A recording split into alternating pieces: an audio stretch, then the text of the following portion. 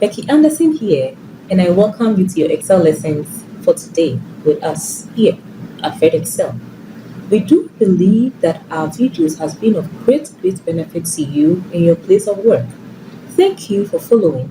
Thank you for subscribing. Thank you for always joining in. Now, please take a minute to give us a thumbs up and share this video.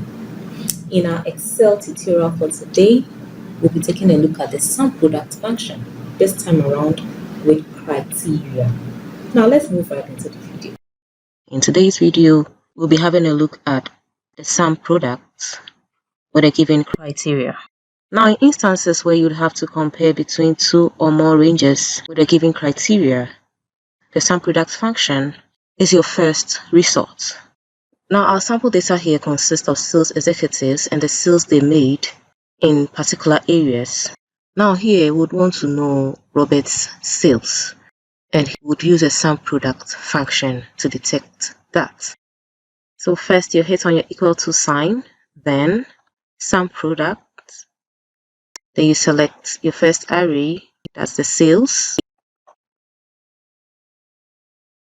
then you close your brackets, you multiply by your second array, that's the sales executive, equals to our criteria here, and that's Roberts. You hit in the cell F2, you close your brackets, and you hit enter, and boom, you have the total sales Roberts made in a split second. So now let's do a quick check and sum Robert's sales manually to confirm our results. So let's just highlight Roberts alone and sum manually here.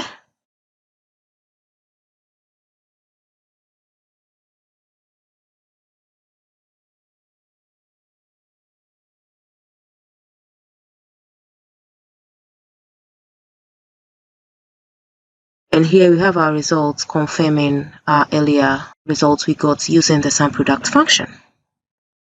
Wow, thank you for joining in today, and we do believe that you learned something new. Please let us have your feedback in the comment section. Follow us on all social media platforms. We are FredExcel on all social media platforms. Watch out for our next video, still on SumProduct, but this time around with multiple criteria.